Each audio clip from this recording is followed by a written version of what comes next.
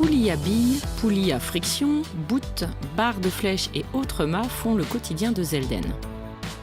Le leader mondial a choisi d'implanter une de ses 8 usines en Vendée, au Poiré-sur-Vie.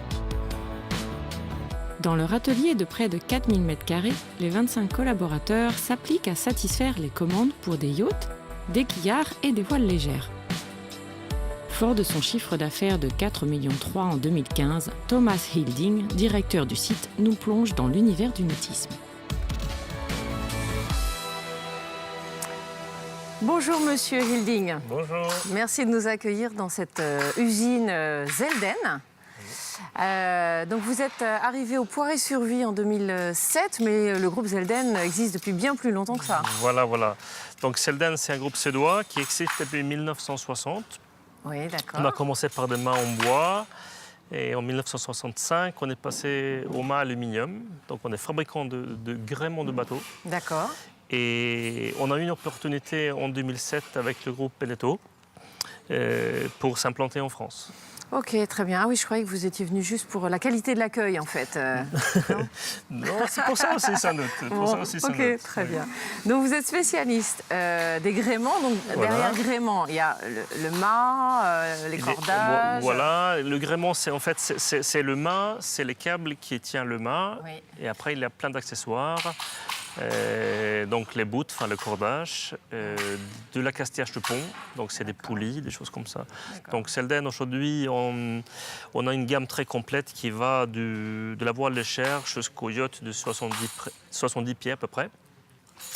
Et un catalogue d'accastillage de pont très large. Très très large. Et donc au Poiré-sur-Vie, vous fabriquez alors, principalement des mâts, un petit peu l'accastillage finalement c'est plus du montage, de l'assemblage. Voilà, ce que l'on fait ici au Poiré, c'est surtout de la fabrication de mâts en aluminium et des bombes. C'est ce qu'on a juste derrière. Là. Et le dormant. Après, on fait beaucoup de ventes de produits standards. Ça va être donc de notre catalogue accastillage de pont. Ça va être des enrouleurs. On a la marque Furlex, qui est un enrouleur de Génois. Qui est sans doute très connu dans le milieu de... C'est connu, ça existe depuis 25 ans sans doute. Et par contre, on ne fait pas de produits en carbone. C'est ça, vous ne travaillez que l'aluminium qui a des caractéristiques un peu différentes du carbone. Voilà. Si on est un peu dans le nautisme, on sait qu'il y a des gréements en aluminium et des gréements en carbone, plus pour des bateaux de course. D'accord. Zelden propose une gamme de produits en carbone, mais c'est fait dans notre usine en Angleterre. D'accord, donc vous avez plusieurs usines dans le monde, hein, évidemment, voilà. 8 usines. Exact, donc on a la maison mère qui se trouve en Suède, à Göteborg. Et après, on a donc Hollande, l'Angleterre, les États-Unis, Hong Kong et la France. Voilà. Bon, très bien. Alors, donc là, on était sur la partie mât. Là, certains ouvriers sont en train de faire donc, du perçage. Voilà, il s'agit d'être extrêmement précis finalement. Hein. C'est un métier assez minutieux. Voilà, donc on utilise des profils aluminium. Et après, on a donc des gabarits pour faire le perçage et le défonçage. D'accord. Et ce qui est nouveau pour cette année 2016, c'est qu'on a investi dans une machine commande numérique qui va être en place ici au printemps. Et le but, c'est de pouvoir augmenter les capacités et aussi avoir plus de facilité à embaucher des ouvriers. Qui vont pouvoir intervenir plus facilement et puis de la précision également. Oui. Bon, très bien. Alors, je veux bien qu'on aille voir tout ce qui est boots. Donc c'est le cordage, voilà. Oui, je veux bien qu'on aille voir un petit peu comment ça se passe. Si vous voulez. Ok, très bien. Je vous suis. Okay. C'est par là ? Par là.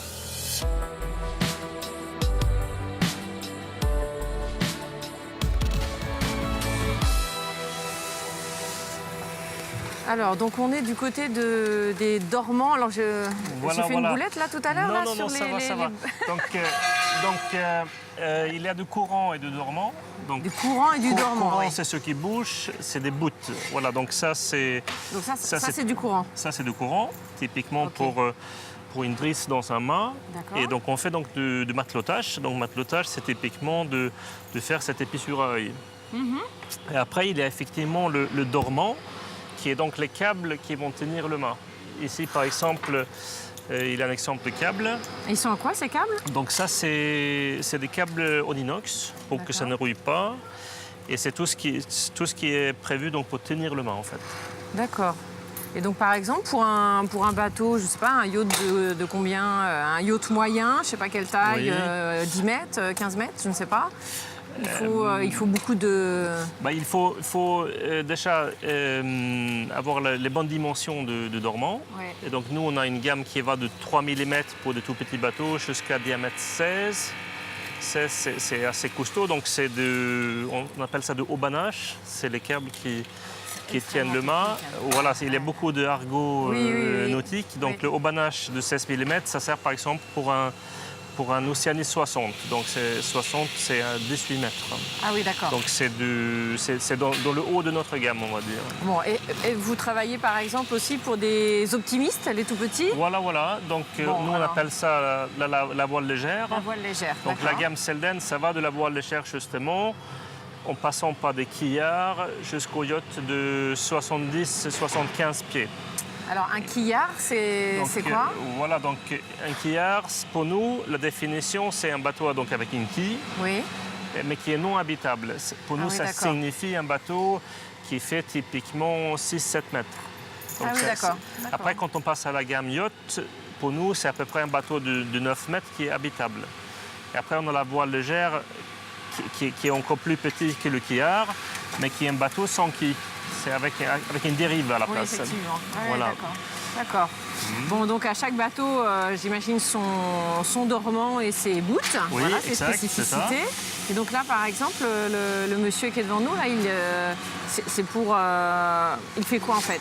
Donc là, il est en train de préparer le dormant pour un bateau pour le chantier Elan. Donc Elan, c'est un de nos gros clients. C'est donc un chantier en Slovénie. D'accord. Et il est en train d'enrouler les câbles qu'il vient de produire.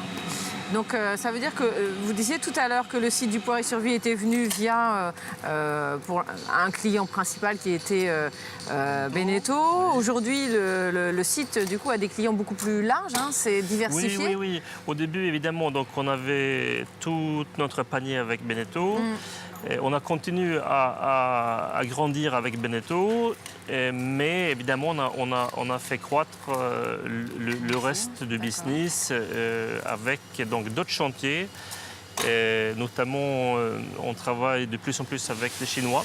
D'accord. Donc, on fait beaucoup d'exportations. Et après, on a toute la partie deuxième monte. Donc, c'est le particulier. Alors vous avez la première monte et deuxième monte. C'est typiquement le chantier. Oui. Et deuxième monte, ça va être Monsieur Tout le Monde, qui est un bateau, qui a besoin de l'équipement et qui va contacter notre réseau.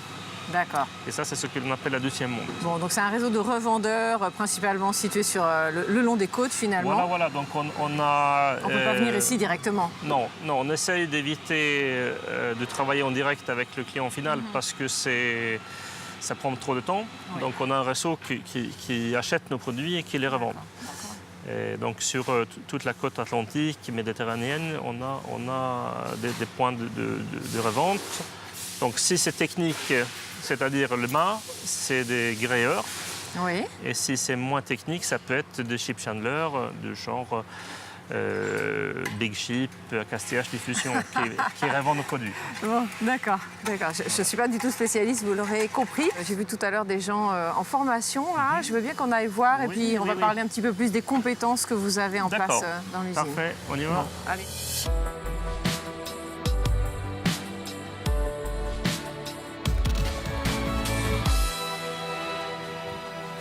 Alors, donc nous sommes là dans la partie plus bureau, avec donc des personnes qui sont en train de suivre une formation. Là. Donc vous avez des formations internes? Oui, donc comme je l'ai dit tout à l'heure, on investit dans une machine commande numérique. Oui. Et là, on est en train de préparer l'équipe qui va être donc capable de faire tourner la machine. Et donc c'est de la programmation, voilà. D'accord. Alors, tout à l'heure, on évoquait, vous avez 25 collaborateurs à peu près. Quelle formation faut-il pour travailler ici? Donc, si on prend le côté atelier, c'est nous qui faisons des formations. Donc, on demande plutôt des profils qui sont capables d'être rigoureux. Oui. Respecter des cotes, faire attention de prendre les bonnes pièces, les bonnes références. Donc après, c'est aussi bien de pouvoir manier des outils, mais c'est plutôt des choses que l'on peut apprendre. Voilà. Oui. Pas besoin d'être soudeur ou. Non, on a. Je n'ai pas vu d'ailleurs de poste de soudure. C'est assez léger en termes de fabrication, c'est-à-dire on n'a pas trop besoin de ce corps de métier très pointu, ni de peinture, ni de soudure. On a un système de Lego, on va dire. On achète les profils et on assemble avec les pièces standards. C'est ça, c'est principalement de l'assemblage. Donc, le site est donc en place depuis 8 ans, 9 ans, voilà, avril bientôt. 2007, oui. On a vu tout à l'heure que ça s'était diversifié au niveau des clients, donc l'entreprise se porte bien. Oui, on a fait un 2015 très bien. On a une augmentation de chiffres à deux chiffres. D'accord. Ah oui, donc ça, c'est bien. Après, on a ce qui évolue très bien, c'est le côté espagnol. Et donc, on a une personne à plein temps depuis 3 ans en Espagne. Et on a la Turquie qui évolue bien, des clients en Chine. Et le marché français, première monte, donc Jeannot Beneteau, ça évolue. Ouais. Et deuxième monte assez stable. On vend de plus en plus de produits standards de notre gamme à Castillage-du-Pont. Donc les perspectives finalement d'évolution de l'entreprise sont plutôt à l'export ?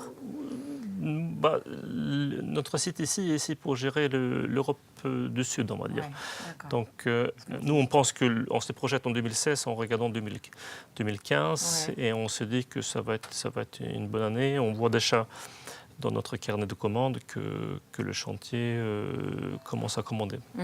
Donc c'est plutôt bien.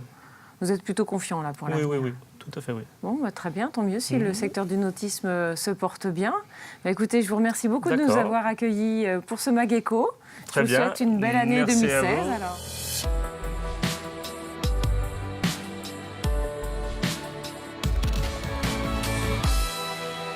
Nous venons de le voir, le secteur du nautisme est porteur d'un jargon très spécifique. C'est le cas de beaucoup de métiers.